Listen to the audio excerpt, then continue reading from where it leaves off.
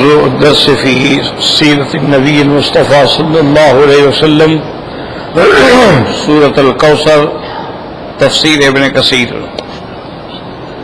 الحمد لله رب العالمين والصلاة والسلام على أشرف الأنبياء وسيد المرسلين سيدنا محمد وعلى آله وأصحابه أجمعين.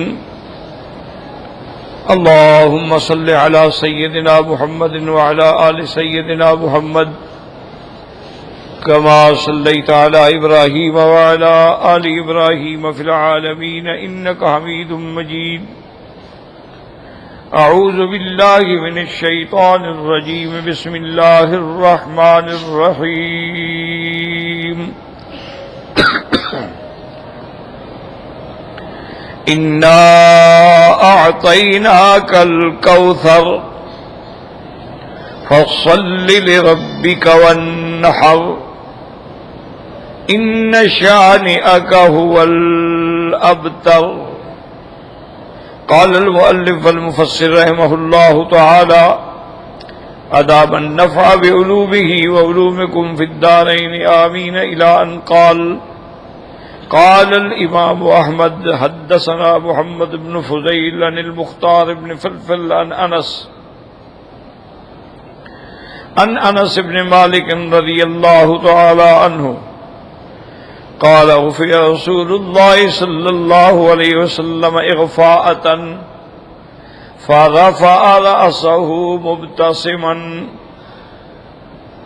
متبسما إما قال لهم وإما قالوا له لما ضحكت فقال رسول الله صلى الله عليه وسلم إنه أنزلت علي آنفا سورة فقرأ بسم الله الرحمن الرحيم إنا أعطيناك الكوثر حتى ختمها فقال هل تدرون ما الكوثر قالوا الله ورسوله أعلم قال هو نهر آتانيه ربي عز وجل في الجنة عليه خير كثير ترد عليه أمتي يوم القيامة آنيته وعدد الكواكب يختلج العبد منهم فأقول يا رب إنه من أمتي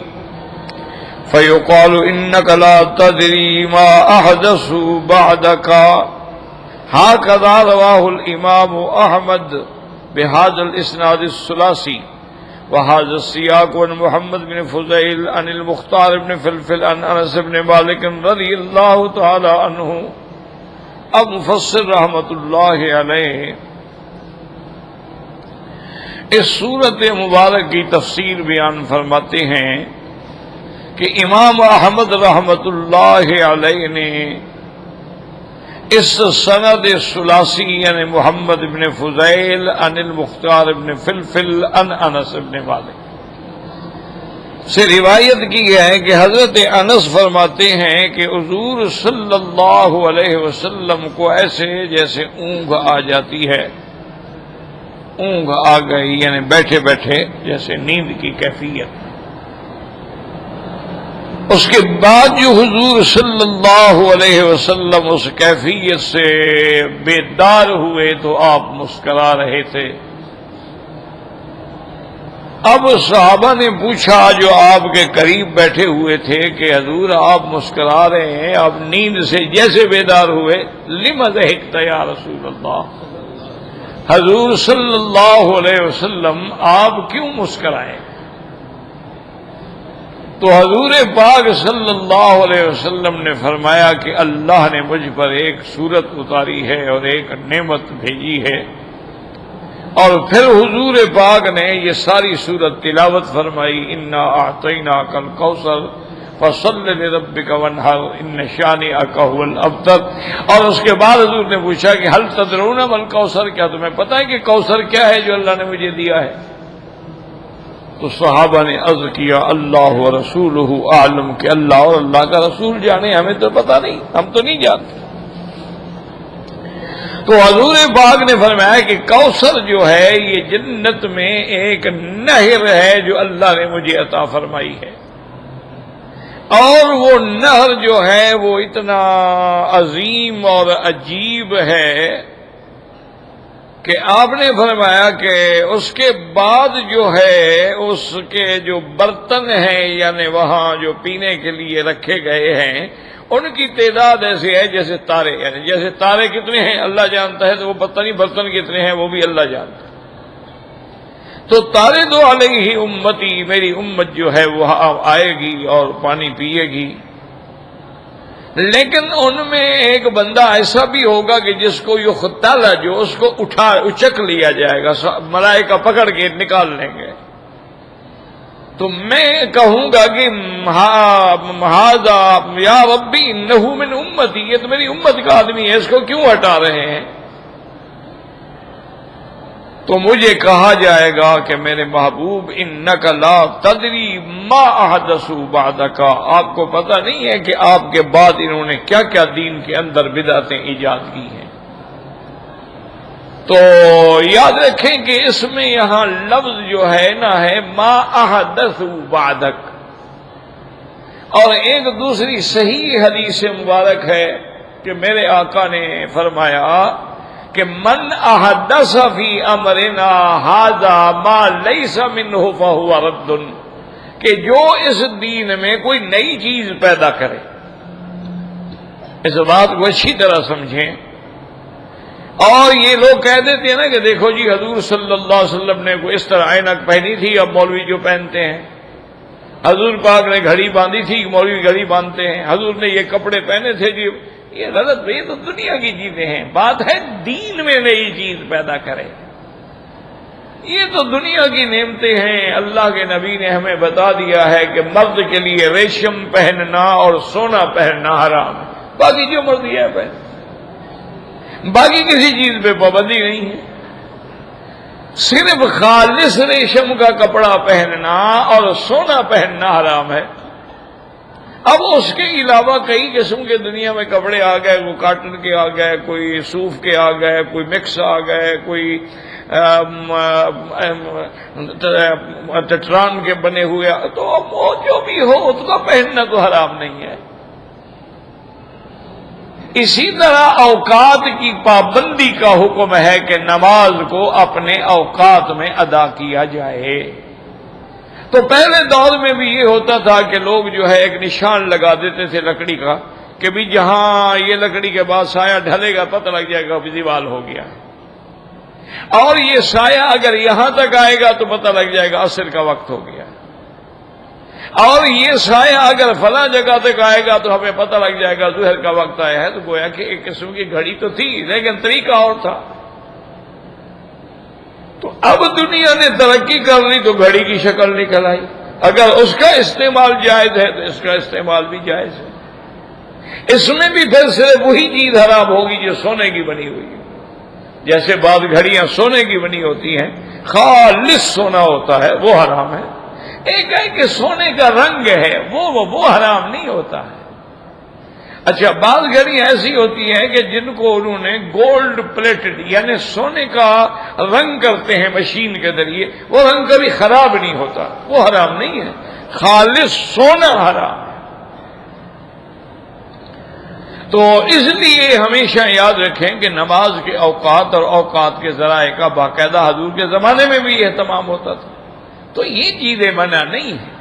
اچھا اسی طرح حضور پاک نے تو ہوائی جہاز پہ بھی سواری نہیں فرمائی، حضور صلی اللہ علیہ وسلم نے تو ہیلی کاپٹر پہ بھی سواری نہیں، تو یہ نہیں کہے گا کوئی کہ بدعت ہے، وہ تو قرآن نے فرما دیا تھا الخیل والبغال والحمیر لترکبوها وزینہ ویخلق ما لا تعلمون، اللہ نے آپ کے لیے گھوڑے بھی بنائے ہیں، خچر بھی بنائے ہیں، گدھے بھی بنائے ہیں، اور ایسی ایسی چیزیں پیدا ہوں گی جو تمہارے علم میں بھی نہیں، تمہارے عقل میں بھی نہیں، وہ بھی اللہ تمہیں عطا فرمائیں گے۔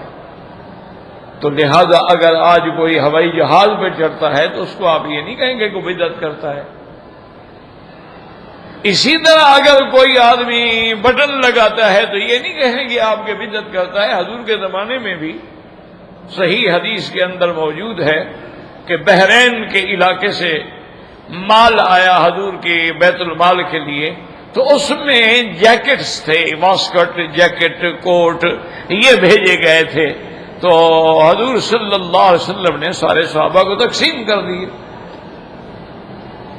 عبداللہ ابن ام مکتوم جو نابینا صحابی ہیں، جن کی وجہ سے سورت عبس وتولی اتری تھی، جن کی وجہ سے حضور صلی اللہ علیہ وسلم پہ تنبیہ آئی تھی، انہوں نے اپنے خادم سے کہا کہ بھائی حضور پاک نے سنا ہے کوٹ آئے، واسکٹ آئی ہیں، جیکٹ آئی، سب کو دے دیا، مجھے نہیں دیا، چلو حضور کے دروازے پہ چلتے ہیں۔ تو وہ حضور صلی اللہ علیہ وسلم کے دروازے پہ آئے اور دروازے پہ کھڑے ہو کے آواز دی کہ عبداللہ ابن ام مکتوم دروازے پہ ہے۔ حضور صلی اللہ علیہ وسلم جب اندر سے آئے تو جیکٹ ساتھ لے آئے۔ آپ نے فرمایا اللہ کے بندے تمہارے لیے تو میں نے چھپا کے رکھی تھی کہ آئے گا تو خود دوں گا، اور پھر آپ نے اس کے ہاتھ پکڑ کے دکھایا، دیکھو یہ بٹن دیکھو کیسے خوبصورت بٹن ہے، یہ دیکھو بٹن کیسے اچھے لگے، یہ دیکھو کیسے، او عبداللہ تم تو بڑا خوش، اچھا حضور آپ نے میرے لیے رکھی، میں نے تمہارے لیے چن کے رکھی تھی اور چھپا کے رکھی تھی کہ وہ آئے گا تو اپنے ہاتھ سے دوں گا۔ اس کا مطلب ہے کہ اس کے بٹن تھے، تو بٹن لگانا اگر حرام ہوتا تو حضور کیوں دیتے، یا حضور کیوں ہاتھ لگا کے بتلا دے گا دیکھو یہ خوبصورت بٹن کیسے لگے ہوئے ہیں۔ تو یہ جاہلوں کی باتیں ہوتی ہیں کہ وہ لوگوں کو دھوکہ دینے کے لیے کہتے ہیں کہ جناب یہ بھی تو بدعت ہے نا، ٹرین پہ چڑھتے ہیں، بھائی اللہ کے بندے لفظ سمجھو، من احدث فی امرنا، دین میں زیادتی کرے، کیونکہ دین حضور پہ مکمل ہو گیا، اللہ نے فیصلہ کر دیا ہے کہ آج میں نے دین کامل کر دیا، جب دین کامل ہو گیا تو اب دین میں کوئی جوڑ لگائے تو یہ بدعت ہے۔ اس کو کہتے ہیں احداث فی الدین، کہ جیسے اب مثلا اذان سے پہلے صلاۃ و سلام ہے، یہ بدعت ہے، جمعہ کے بعد کھڑے ہو جاؤ اور صلاۃ و سلام پڑھو، یہ بدعت ہے۔ اسی طریقے سے کسی کے مرنے پر قبر پہ کھڑے ہو کے اذان دو، یہ بدعت ہے۔ کیوں؟ حضور کتنی قبروں میں تشریف لے گئے، کتنے صحابہ فوت ہوئے، کتنے صحابہ دفن ہوئے، اور شہدائے احد پر حضور نے جنازے پڑھے، لیکن کہیں اذان نہیں دی۔ تو اب اگر آپ نے اذان نکالی ہے تو صاحب بات ہے کہ یہ دین میں نئی بات نکالی گئی ہے، یہ بدعت ہے، اس کو بدعت کہتے ہیں۔ اسی طرح جیسے روافض ہیں، شیعہ ہیں، انہوں نے بھی دین میں نئی نئی باتیں نکالی، قرآن پاک میں تحریف کر ڈالی، حضرت علی رضی اللہ تعالی عنہ کے بارے میں ایسے ایسے اعتقادات بیان کیے ہیں، نعوذ باللہ کافروں اور مشرکوں کے بھی وہ عقیدے نہیں ہوں گے۔ ان کا عقیدہ ہے کہ اللہ خود حضرت علی میں حلول کر گیا ہے، اب دیکھنے میں علی ہے، اندر سے تو مولا علی ہے، اسی لیے وہ ہر جگہ کہیں گے مولا علی یا علی مدد، کیوں؟ ان کے نزدیک تو خدا ہے، خدا سے مدد مانگنا جائز ہے، اس لیے یہ احداث فی الدین ہے۔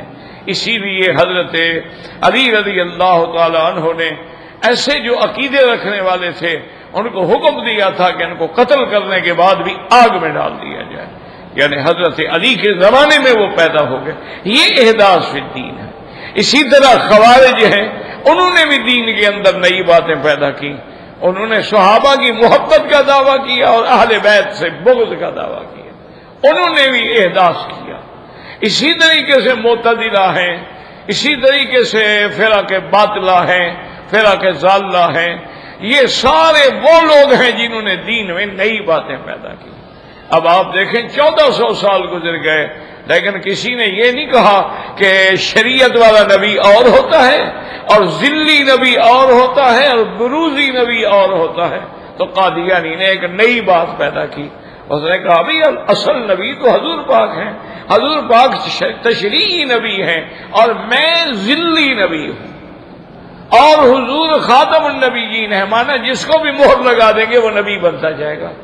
لیکن بدبخت کو پوچھو گے بھی وہ مہر ابو بکر کو بھی حضور نے نہیں لگا کے دی، حضرت عمر کو بھی نہیں لگا کے دی، عثمان و علی کو بھی نہیں لگا، تمہیں لگا کے دے دی جو تم پیدا ہی بعد میں ہوئے ہو اور منشی بن کے ساری زندگی گزاری اور انگریزوں کی کتابیں لکھ کے تاریخ میں ساری زندگی روٹی کھائی، تمہیں مہر لگا کے حضور پاک نے دی تھی۔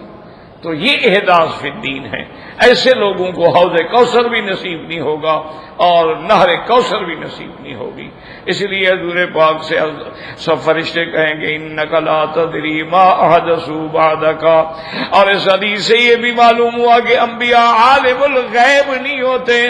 اگر حضور عالم الغیب ہوتے تو کبھی ملائکہ نہ کہتے کہ آپ کو کیا پتا کہ آپ کے بعد انہوں نے کیا کیا ہے. معلوم ہوا کہ علم غیب خاصہ خدا ہے اور اللہ کے سوا کسی اور کا علم نہیں ہے.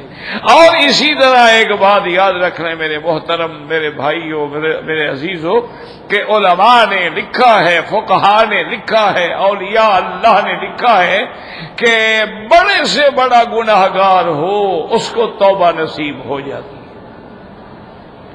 یعنی ایک آدمی ہے، شرابی ہے، 24 گھنٹے نشے میں ہوتا ہے، لیکن اللہ کی رحمت آئے تو توبہ ہو سکتی ہے. ایک آدمی زنا میں پڑا ہوا ہے، اس کی ہر رات جو ہے وہ بازاروں میں اور گندی عورتوں کے ساتھ گزرتی ہے، لیکن ہو سکتا ہے اللہ توفیق دے دے اور توبہ کر دے. یہ ممکن. انہوں نے کہا ڈاکو ہے، قاتل ہے، لوگوں کو قتل کرتا ہے، لوگوں کی عصمتیں لوٹتا ہے، عزتیں لوٹتا ہے، بے گناہوں پہ قتل کر کے خوش ہوتا ہے، اتنا بڑا درندہ بن چکا ہے، لیکن ہو سکتا ہے توبہ ہو جائے. فرمایا ہر بڑے سے بڑا گناہگار توبہ کر سکتا ہے، لیکن اہل بدعت جو ہے اس کی توبہ نہیں ہوتی. اس کی وجہ یہ ہے کہ گناہگار جو ہوتا ہے وہ گناہ کو گناہ ضرور سمجھتا ہے. دیکھو نا کوئی شرابی ہو، اس کو ذرا ہوش ہو تو اس کو بھائی یہ کیا یار دعا کرو، بس میں مصیبت میں ہوں، دعا کرو مجھے اللہ بچے، بس میں ایک مصیبت میں پھنس گیا. اچھا اس طرح وہ اس کو اچھا کام نہیں سمجھتا، وہ بھی برا سمجھتا ہے. لیکن بدعت والا تو اس کو دین سمجھ کے کرتا ہے، تو دین سے کیسے توبہ کرے؟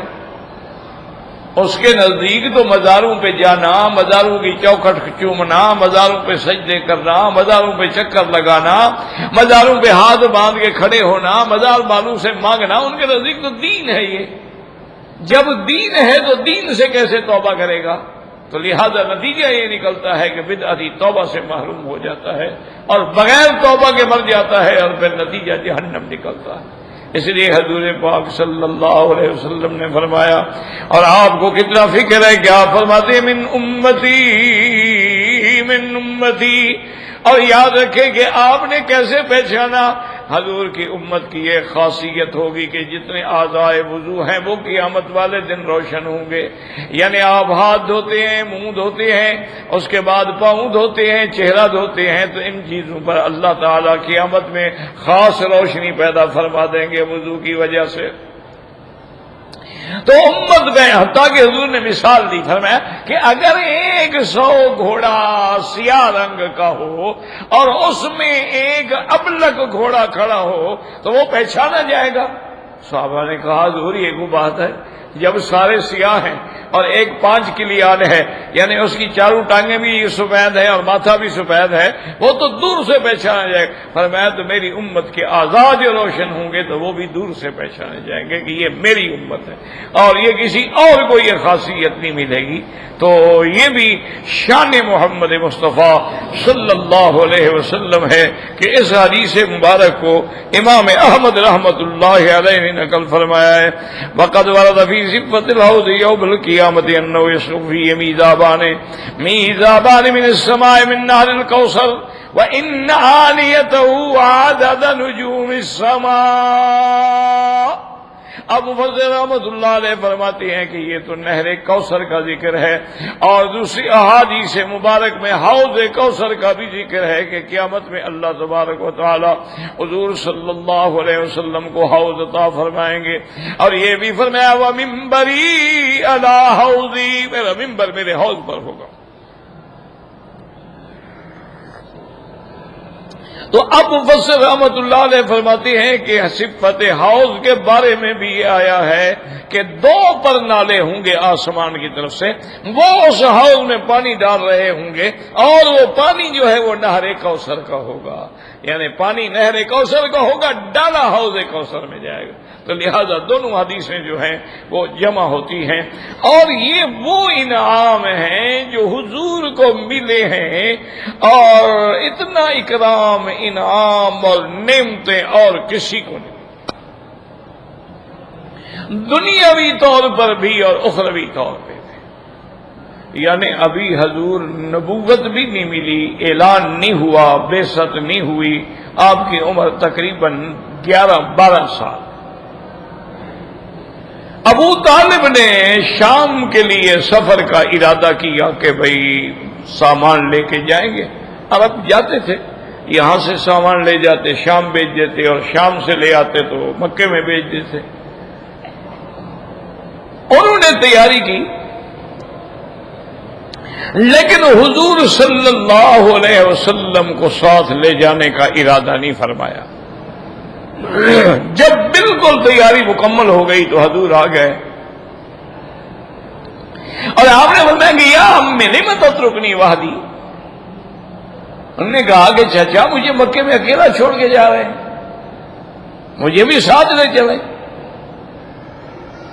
تو ابھی طالب انکار نہ کر سکا، انہوں نے کہا جب خود فرما رہے ہیں، اور ابھی طالب کو چونکہ بڑی محبت تھی تو انہوں نے کہا اچھا ٹھیک ہے آپ بھی چلیں۔ اب یہ قافلہ چل پڑا، چلتے چلتے ایک جگہ ہے، اس کا نام ہے حوران۔ وہ اس جگہ پر جب پہنچے تو وہاں ایک راہب تھا جس کا نام تھا بحیرہ،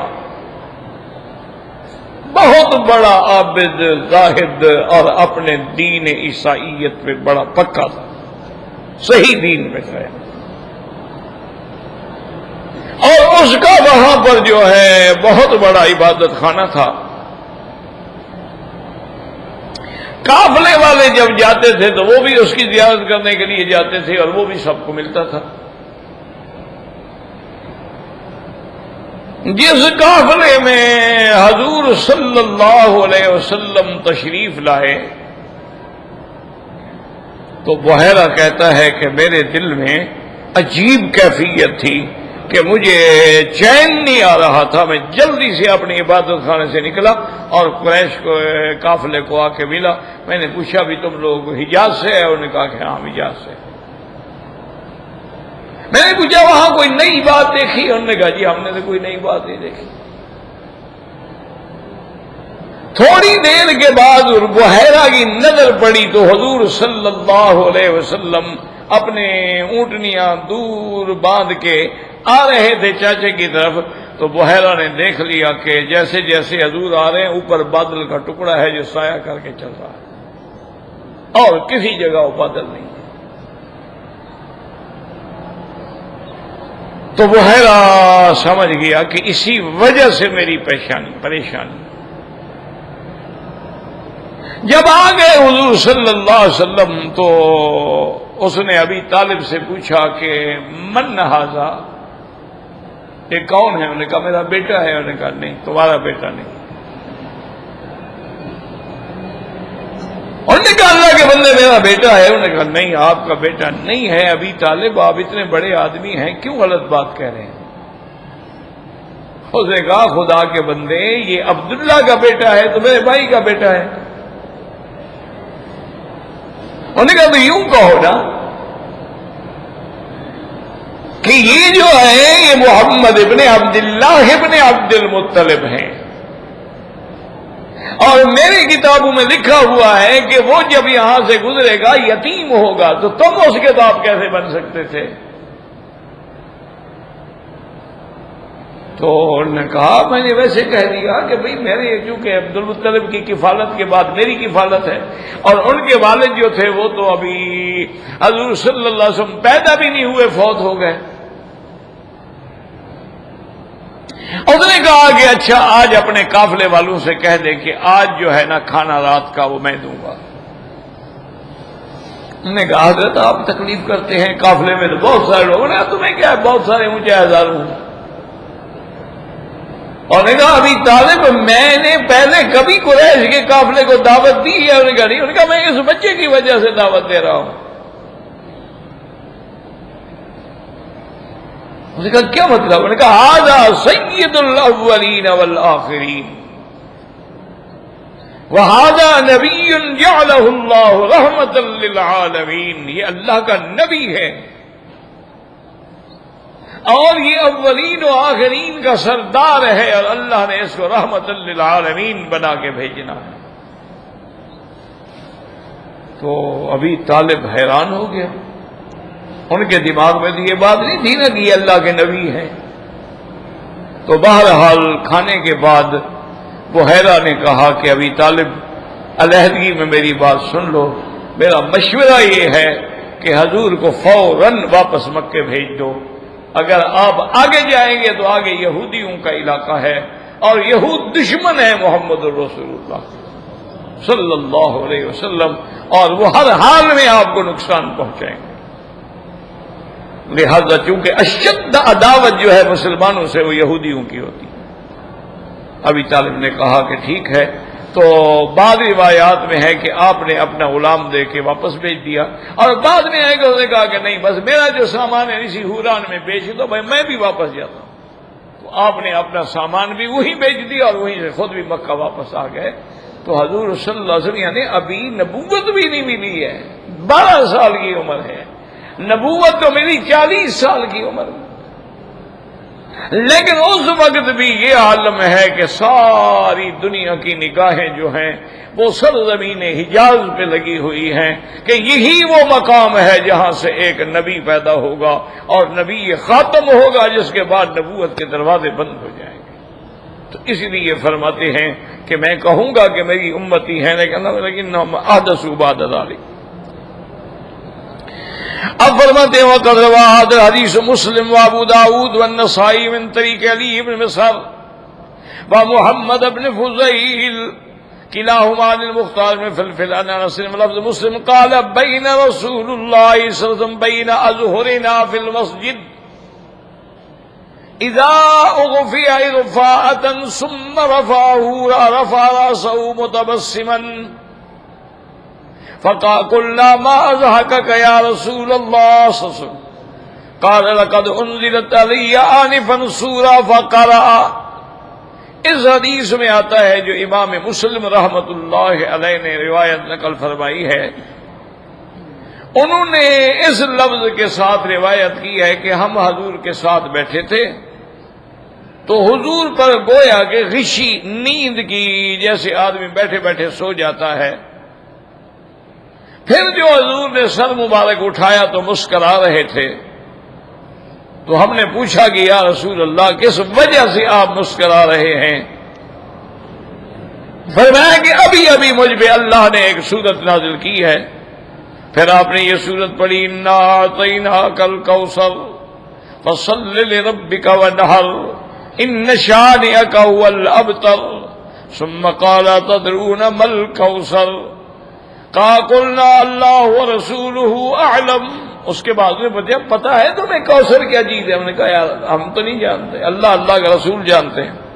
قال فإنه نهر في الجنة وعدنيه ربي عز وجل عليه خير كثير هو حوض ترد عليه أمتي يوم القيامة آنيته عدد النجوم في السماء فيخترج العبد منهم فأقول رب إنه من أمتي فيقول إنك لا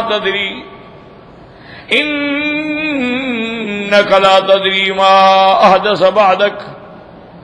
اور حضور نے فرمایا کہ وہ کوثر جو ہے وہ نہر ہے جنت میں جس کا اللہ تبارک و تعالی نے میرے ساتھ وعدہ فرمایا ہے، اور اس میں بہت خیر ہی خیر ہے. وہ ایک حوض ہے اور اسی حوض پر میری امت قیامت میں آئے گی، اور اس کے اوپر جو اللہ نے برتن رکھے ہیں ان کا عدد اسے ہے جیسے کہ آسمان میں ستارے ہیں.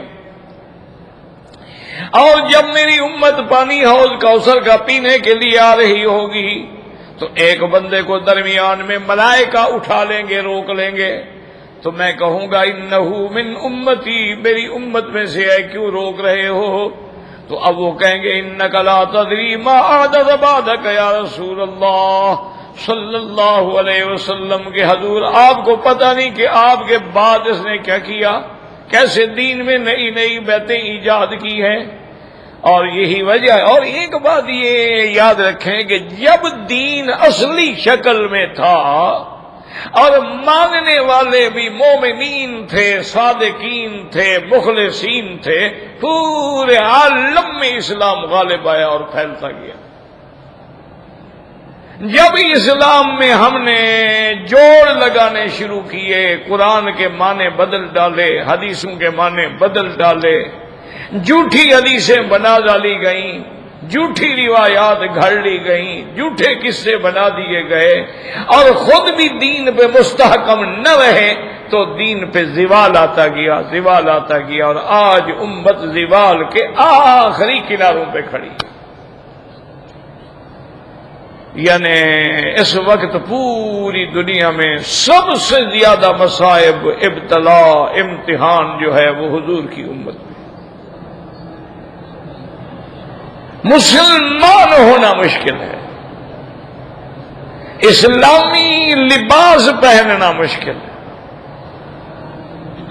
اسلامی شکل بنانا مشکل ہے، اسلام کے ارکان پہ چلنا مشکل ہے۔ تو اس لیے نتیجہ یہ نکلا ہے کہ ہم اسلام سے ہٹ گئے، اللہ کی عنایت، اللہ کی نصرت، اللہ کی مدد ہم سے ہٹ گئی، کیونکہ اللہ کی مدد تب آتی ہے جب ہم مومن بنتے ہیں۔ کان حقا علینا نصر المؤمنین، اگر ہم صحیح ایمان والے بن جائیں تو پھر تو اللہ کی نصرت آئے گی، آئے گی، کوئی سوال ہی پیدا نہیں ہوتا کہ نہ آئے۔ دیکھا نہیں ہے کہ یعنی تابعین کی دور تک یہ عالم تھا کہ بھئی دریا آ گیا، انہوں نے کہا گھوڑے دریا پہ ڈال دو، کہہ دینا آسان ہے، تم ذرا ڈال کے دیکھ لو، انجام کا پتہ لگ جائے گا۔ یعنی دریا ان کو نہ روک سکے، پہاڑ نہ روک سکے، فضائیں اور ہوائیں نہ روک سکیں، اور پوری دنیا پہ اسلام پھیلا دیا۔ کیوں؟ وہ مسلمان تھے سچے، ان میں جھگڑے وگڑے نہیں تھے۔ یہ سارے جھگڑے اور مسئلے اور لڑائیاں جو ہے یہ بعد کی پیداوار ہیں، جس کا نتیجہ یہ نکلا ہے کہ ہر آدمی نماز بھی پڑھ رہا ہے لیکن اس کو شک ہے کہ پتہ نہیں میری نماز ٹھیک ہے یا شافیوں کی ٹھیک ہے یا حنبلیوں کی ٹھیک ہے یا حنفیوں کی ٹھیک ہے، پتہ نہیں کس کی ٹھیک ہے، چلو پڑھ تو رہے ہیں، یہ ہماری نماز ہے۔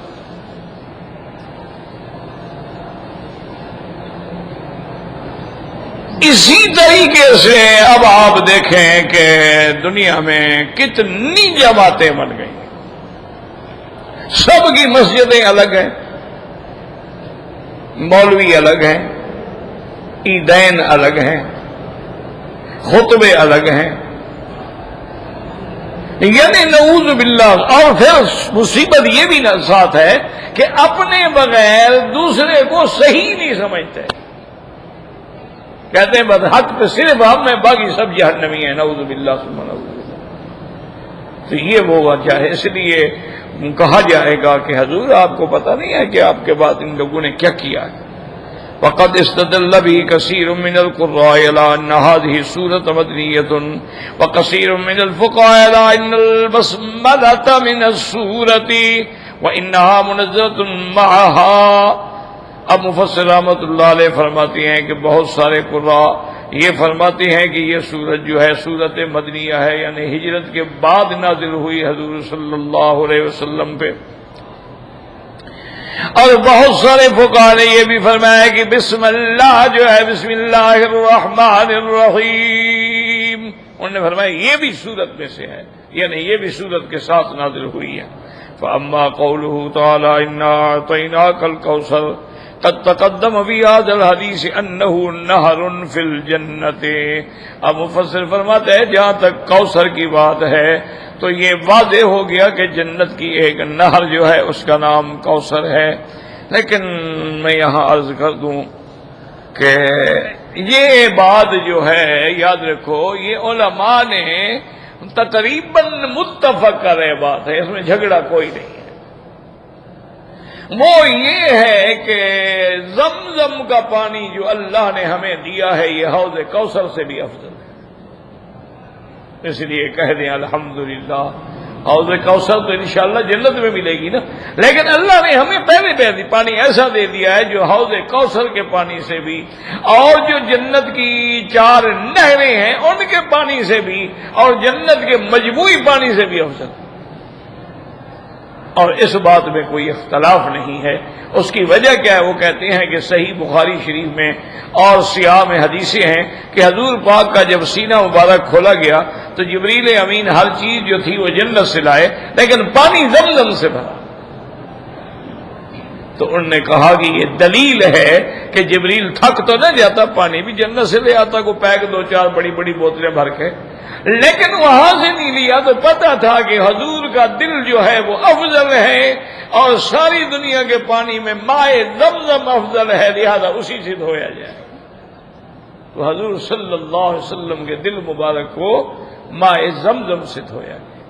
اچھا، اسی طرح دیکھیں یہاں پر سعودی عرب میں ایک سعودی ڈاکٹر ہیں، بہت بڑے ڈاکٹر ہیں ہارٹ کے، تو ان کا اخبار میں ایک دفعہ آیا تھا کہ میں نے 3 آپریشن ایسے کیے ہیں کہ جن کے دل کو میں نے بھی زمزم سے دھویا ہے، اور مجھے جو ڈاکٹروں کی ٹیم تھی نا اس کے ساتھ انہوں نے بڑا منع کیا، انہوں نے کہا یہ کیا کر رہے ہو، مریض مر جائے گا۔ اللہ کے بندے، یہ پانی اس مقام پہ نہیں ہوتا ہے جو پانی ہم باہر سے بھیجتے ہیں دل کو واش کرنے کے لیے، دھونے کے لیے، وہ تو معقم پانی ہوتا ہے، اس کو تو بڑا دیکھا جاتا ہے، پکایا جاتا ہے، مشینوں میں ڈالا جاتا ہے، فلٹریشن ہوتی ہے، پھر پیک ہوتا ہے، اس کو تو کسی کا ہاتھ بھی نہیں لگتا ہے۔ تم زمزم سے پانی بھر کے، میں نے کہا ابھی مرتا ہے تو مریض بھی تو میرے ملک کا ہے، تمہارے ملک کا تو نہیں ہے، اور اگر مر گیا تو ذمہ داری بھی تو مجھ پہ ہے نا، چونکہ میں اس پوری ٹیم کا انچارج ہوں۔ تو کہنے لگا کہ میں نے 3 مریضوں پر یہ تجربہ کیا، اور اس نے اخبار میں لکھا تھا میری زندگی کے جو سب سے کامیاب آپریشن ہے وہ وہی ہے جو زمزم کے پانی سے میں نے کیا، اس جیسا آپریشن پھر نہیں ہوا۔ تو اس لیے یہ بہت بڑی نعمت ہے کہ اللہ تبارک و تعالی نے ہمیں زمزم جو ہے وہ عطا فرمایا ہے۔ اب یہ ہماری بدقسمتی ہے کہ ہم اس میں برف ڈال دیں یا اور چیزیں ڈال دیں تو اس کی پھر جو اپنے برکات و ثمرات ہوتے ہیں پھر وہ تو نہیں رہتے نا، ورنہ زمزم تو اتنی بڑی اللہ کی نعمت ہے کہ اس کا کوئی بدل نہیں ہو سکتا۔ وقد رواه الامام احمد من طريق اخرى عن انس رضي الله تعالى عنه فقال حدثنا عفان قال حدثنا حماد قال اخبرنا ثابت عن انس انه قرأ هذه الآية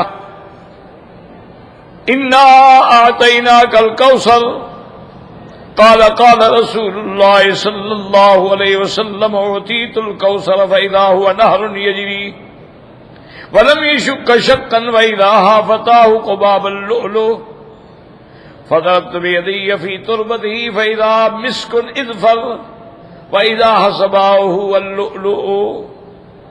امام احمد رحمت اللہ علیہ نے یہ روایت بھی ذکر فرمائی ہے حضرت انس سے کہ جب یہ آیت مبارک آئی تو حضور نے فرمایا کہ اوتیت الکوثر، اللہ نے مجھے کوثر دیا ہے، وہ نہر ہے، وہ زمین میں یعنی کھدائی نہیں کی گئی، زمین کے اوپر چل رہی ہے، اور اس کے جو کنارے ہیں وہ سارے کے سارے جو ہیں موتیوں سے، اس کے کناروں پر خیام ہیں، خیمے ہیں، سب موتیوں کے ہیں۔ اور اس کے بعد فرماتے ہیں کہ میں نے ہاتھ ڈالا اس پانی میں تو ایسے محسوس ہوتا تھا کہ مسک اذفر کے خالص مشک اس کی خوشبو آ رہی تھی۔ اور اس کے بعد حضور صلی اللہ علیہ وسلم نے فرمایا ہے کہ وَإِذَا حَسَبَاؤُهُ، اور اس کے اندر جو کنکریاں ہوتی ہیں نا پانی کے اندر چھوٹی چھوٹی، وہ ایسے نہیں، وہ موتی تھے، کنکریاں نہیں، وہ موتی پڑے ہوئے تھے۔ تو یہ روایت مبارک بھی آئی ہے۔ وقال الامام احمد اذن حدثنا محمد بن ابي عدي عن حميد بن انس قال قال رسول الله صلى الله عليه وسلم دخلت الجنه فَإِذَا أَنَا بِالنَّهَرِ حَافَتَاهُ خِيَامَ اللُّؤْلُؤِ فَضَرَبْتُ بِيَدِي إِلَى مَا يَجْرِي فِيهِ الْمَاءُ فَإِذَا مِسْكٌ مِذْفَرٌ۔ آپ فرماتے ہیں کہ میں جنت میں داخل ہوا تو میں نے دیکھا کہ ایک نہر ہے جس کے دونوں کناروں پہ خیمے ہیں اور موتیوں کے بنے ہوئے ہیں۔ میں نے اپنا ہاتھ ڈالا کہ یہ کس چیز پہ پانی چل رہا ہے، تو فضا مسکن اظفر، ایسے مزوں کے مشک کے اوپر چل رہا ہے۔ قلت ما ھذا یا جبریل، میں نے پوچھا کہ جبریل علیہ السلام یہ کیا ہے؟ فرمایا ھذا الکوثر، یہ کوثر ہے، الذی اعطاکہ اللہ عز وجل، جو اللہ نے آپ کو انعام عطا فرمایا ہے۔ ورواه البخاری فی صحیحہ ومسلم من حدیث شیبان بن عبد الرحمن عن قتادہ عن انس بن مالک رضی اللہ تعالی عنہ قال لما عرج بالنبی صلی اللہ علیہ وسلم قال اتیت علی نہر۔ اس حدیث میں بھی آتا ہے کہ حضور پاک فرماتی ہیں کہ جب معراج کی رات مجھے آسمانوں پر لے گئے تو وہاں میں نے ایک نہر دیکھی جس کے کنارے جو ہیں موتیوں سے، موتی ایسے جن میں سوراخ ہوتا ہے۔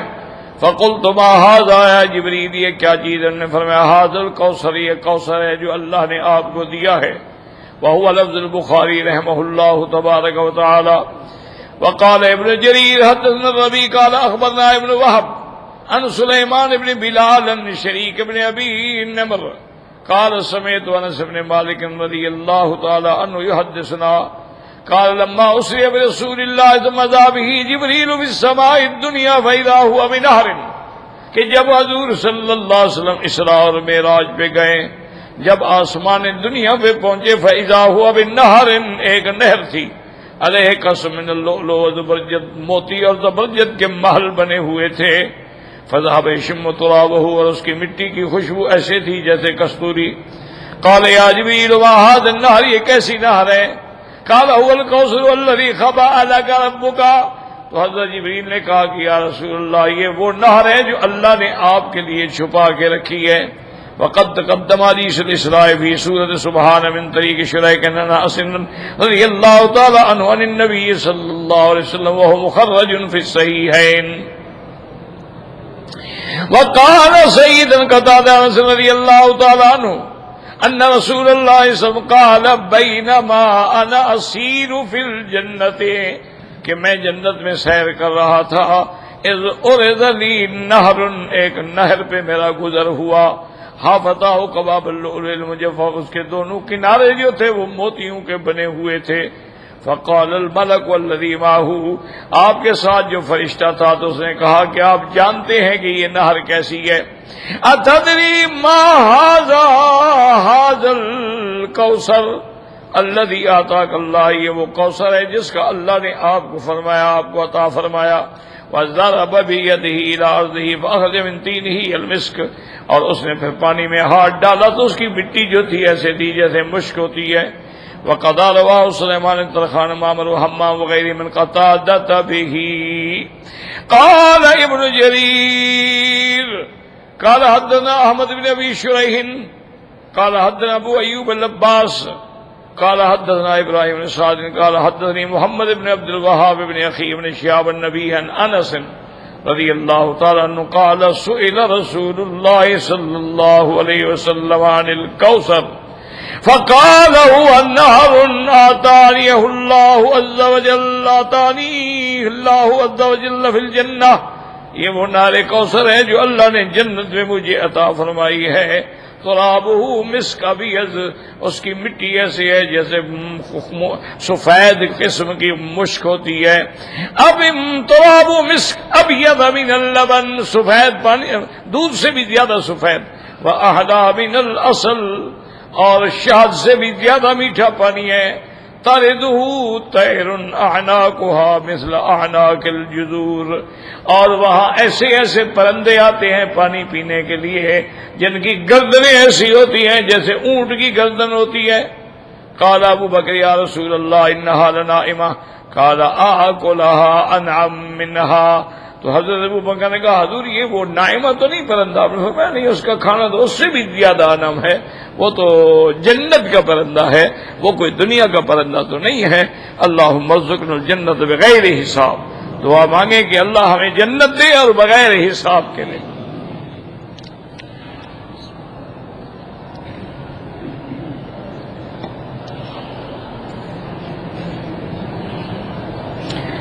کہتا ہے جی کہ ہمارے معلم نے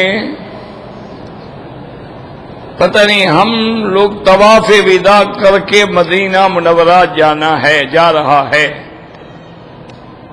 ایک آدمی نے طواف تو کیا ہے لیکن اس نے طواف وداع کی نیت نہیں کی، کوئی حرج نہیں.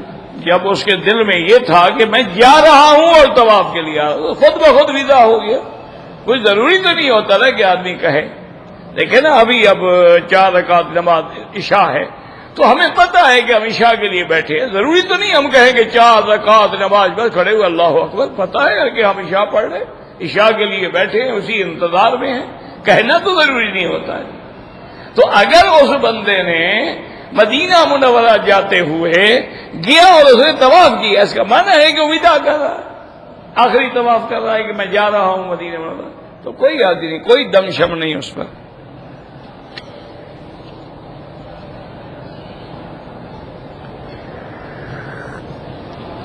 کہتے ہیں جی کہ نام جو ہے اس کا زندگی پر اثر ہوتا ہے. ایک آدمی نے مجھے کہا کہ تمہارا نام یحییٰ میں نے رکھا ہے، وہ تیرا بڑا دشمن ہے، کیونکہ اس نام والے جتنے لوگ ہیں وہ غمگین رہتے ہیں، خون میں لت پت ہوتے ہیں. بھائی اللہ کے بندے، یحییٰ تو قرآن میں ہے. اللہ تعالیٰ نے، یہ تو وہ نام ہے جو حضرت زکریا علیہ السلام نے جب اللہ سے اولاد مانگی تو اللہ نے فرمایا انا نبشرک بغلام اسمہ یحییٰ. جو نام خدا نے رکھا ہے وہ گندا ہے اور خون والا ہوتا ہے اور غمگین والا. یہ جاہلوں کی باتیں ہیں. یہی وہ لوگ ہیں جو منکر قرآن ہیں. ایسے لوگوں کے بالکل قریب نہ جایا. باقی وہ ہمیں حکم یہ ہے کہ نام اچھا رکھا کرو. کیا مانا ہے؟ یعنی جس نام سے کوئی برائی نہ ٹپکتی ہو.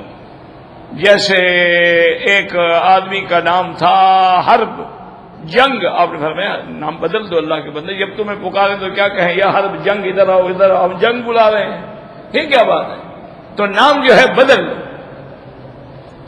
اسی طریقے سے حضرت امیر المومنین حضرت عمر کے زمانے میں ایک آدمی آیا تو آپ نے پوچھا کہ بھئی تمہارا نام کیا ہے؟ اس نے کہا جی میرا نام ہے فہم کولا. انہوں نے کہا کہ اچھا تمہارے باپ کا نام کیا؟ اس نے کہا شہم. کہا ماں کا نام کیا؟ اس نے کہا نار، آگ. آپ نے فرمایا ارجع الی بیتک ان اللہ حرک علیک بیتک. لوٹ جاؤ، اللہ نے تیرے گھر کو آگ لگا دی. تم چڑھا رہے ہو عمر کو کہ میری ماں کا نام آگ ہے اور میرا نام کولا ہے اور باپ کا نام اس سے بڑا کولا ہے. یہ کیا ہے یہ نام؟ تو اس لیے حضور ایسے نام بدل دینے کا حکم دیتے. اچھا بعد نام اچھا ہوتا ہے لیکن اس میں ذرا بڑائی معلوم ہوتی ہے. برا آپ نے فرمایا نہیں یہ نام تبدیل کر. ہم اپنی کیسے بڑائی بیان کر سکتے ہیں؟ اللہ جانتا ہے نا کون بڑا ہے کون چھوٹا ہے. لیکن یہ کہ نام کا اثر ہوتا ہے اور نام رکھنے سے آدمی خون میں پڑ جائے گا. یہ تو جتنے لوگ مر رہے ہیں ان کا نام یحییٰ تھا. یعنی جاہلوں کے بھی کوئی سینگ ہوتے ہیں. ذرا کیا کرے آدمی؟ جتنے لوگ آج روز مرتے ہیں 10-20 تو معمولی بات ہے نا. اخبار اٹھا لو بس یہی ہوگا. اتنا مر گئے، اتنا گر گئے، اتنا گاڑی ٹکرا گئی، اتنا موٹر سائیکل ٹکرا گیا، اتنا حادثہ ہو گیا، گاڑی کھائی میں جا گری، فلاں جگہ آگ لگ گئی، فلاں جگہ بجلی کا شارٹ سرکٹ ہو گیا. بس موت موت موت لگی ہوئی. اللہ کا عذاب مسلط ہو گیا. اور میرے مدنی پاک نے سچ فرمایا تھا کہ جب تم میری امت میں زنا عام ہو جائے گا اللہ موت مسلط کر. آج دیکھ لو ایک ٹیلی فون بیچنا ہو نا جی، ننگی لڑکیاں کھڑی. چائے بیچنی ہو لڑکیاں کھڑی. انا للہ و انا الیہ راجعون. ہر وقت چینل پہ شیطان ناچ رہا ہے 24 گھنٹے. یعنی کوئی ٹائم ہی نہیں نا جس میں کوئی چینل بند ہوتا ہو، ایک بند ہو دوسرا چالو ہو گیا، ایک ہوا تو تیسرا چالو ہو گیا۔ اب تو 400 چینل ہیں، ساری رات صرف سرچ کرتے رہو، چینل ختم ہی نہیں ہوتے۔ انا للہ و انا الیہ راجعون۔ تو بہرحال یہ بےہودہ بات ہے، یہ تو قرآن کا نام ہے اللہ کے بندے، تم تو خوش قسمت ہو کہ ایسا نام تیرا رکھا گیا۔ داڑھی رکھنا سنت کے مطابق ایک مشت یعنی 4 انگلی کے برابر ہو۔ بعض لوگ لمبی داڑھی رکھتے ہیں، وہ بھی یعنی ظاہر حدیث پہ عمل کرتے ہیں، وہ کہتے ہیں حضور کا حکم ہے نا کہ داڑھی بڑھاؤ، مونچھیں کٹاؤ، تو لہذا بڑھاؤ جتنا بڑھتی ہے۔ لیکن بہرحال ائمہ 4 کا اسی پہ اتفاق ہے کہ ایک مشت داڑھی ہونی چاہیے، اور حضور کی بھی سینے پر تھی، ناف تک تو نہیں تھی۔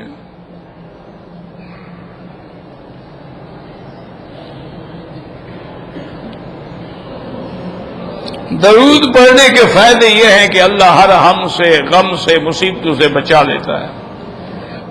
اگر آدمی حنفی ہے تو امام کے پیچھے نہ پڑھے، شافی ہے تو فاتحہ پڑھا کرے۔ بیوی اپنے خاوند کی عزت تو کرتی ہے لیکن اس کے والدین کی عزت نہیں کرتی، اس کو کرنی چاہیے۔ اس کے والدین جو ہیں، شوہر کے والدین بھی اس کے لیے والدین ہیں نا، اس کے لیے ماں باپ کا درجہ رکھتے ہیں۔ لیکن اصل میں تالی جو ہے نا، دیکھو ایسے نہیں بجتی، تالی دونوں ہاتھوں سے بجتی۔ تو انہوں نے بیٹی نہیں بنایا، اس نے ماں باپ نہیں بنایا۔ اگر وہ ساس سسر بھی اس کو بیٹی بناتے، پیار کرتے، محبت کرتے، تو وہ بھی ان کو اپنا ماں باپ سمجھتے۔ مصیبت تو یہی ہے نا، اپنی بیٹی کا تم جتنا خیال کرتے ہو، دوسرے کی بیٹی کا اتنا خیال کرتے ہو۔ آج سے شروع کرو، دیکھو کل سارے جھگڑے ختم ہو جائیں گے۔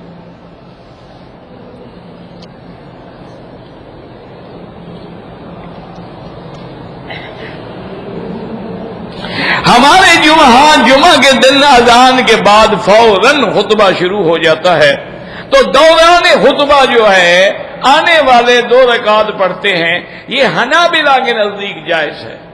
امام ابو حنیفہ فرماتے ہیں کہ جب خطبہ شروع ہو گیا، اب کلام ہر چیز بند ہے، تبلیغ بھی بند ہے، آپ دوسرے کو بھی نہیں کہہ سکتے کہ چپ کرو۔ تو جب امر بالمعروف والنہی عن المنکر بند ہے تو ہر چیز بند ہے، پھر بیٹھ جائے بس سکون کے ساتھ، کچھ نہ پڑھے۔ وہ جو حدیث میں آتا ہے کہ 2 رکعت پڑھی تو اس صحابی نے 2-3 دفعہ پڑھی، تو وہ اس کی غربت کو ظاہر کرنے کے لیے اجازت دی گئی تاکہ لوگ اس کی مدد کریں بعد میں۔ جب وہ اسے عادت بنا لی تو حضور نے منع کر دیا۔ اگر فجر کی نماز قضا ہو جائے تو جلدی پڑھو، ظہر سے پہلے پڑھ لو، لیکن جتنا جلدی پڑھو گے اتنا فائدہ ہے۔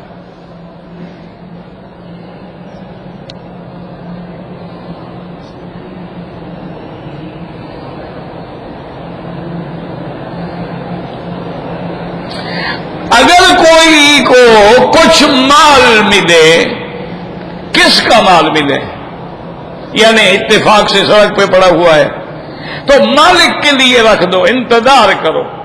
اگر مالک نہ ملے تو پھر غریبوں میں تقسیم کرو، یہ نہیں کہ دوستوں میں تقسیم کرو۔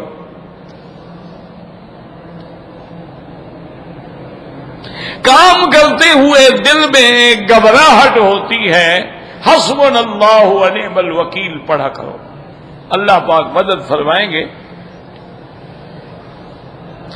2 سجدوں کے درمیان میں اگر کوئی آدمی اللہم اغفر لی ولوالدی وللمؤمنین یوم یقوم پڑھ سکتا ہے، کوئی بطور دعا پڑھ سکتا ہے، بطور آیت قرآن نہیں، بطور دعا۔ ورنہ جو اصل دعا ہے وہی ہے اللہم اغفر لی وارحمنی وارزقنی واجبرنی واہدنی واعف عنی وعافنی۔ تمہیں جتنی یاد ہو اللہم اغفر لی وارحمنی اتنا ہی کافی ہے۔ تو بہرحال وہ دعائیں جو حدیث مبارک میں ہیں پڑھ سکتے ہیں، اور اگر قرآن کی دعا ہے تو اس کو بھی بطور دعا پڑھنا ہے، بطور قرآن نہیں پڑھنا ہے۔ جیسے ربنا آتنا فی الدنیا حسنۃ وفی الآخرۃ حسنۃ وقنا عذاب النار ہم طواف میں پڑھتے ہیں تو گویا بطور دعا پڑھ رہے ہوتے ہیں۔ ربنا اغفر لی ولوالدی وللمؤمنین یوم یقوم الحساب بطور دعا پڑھے تو کوئی حرج نہیں، انشاءاللہ جائز ہے۔ واللہ اعلم۔ ربنا تقبل منا انک انت السمیع العلیم وتب علینا انک انت التواب الرحیم اللهم يسر امورنا وامور اولادنا وبناتنا واصحابنا وامور المسلمين برحمتك يا ارحم الراحمين. اللهم اجعل لنا وللمسلمين من كل هم فرجا ومن كل ضيق مخرجا ومن كل بلاء عافيا. ربنا آتنا في الدنيا حسنة وفي الآخرة حسنة وقنا عذاب النار. صلی اللہ تعالی علی خیر خلقہ سیدنا محمد وعلى آلہ وصحبہ اجمعین.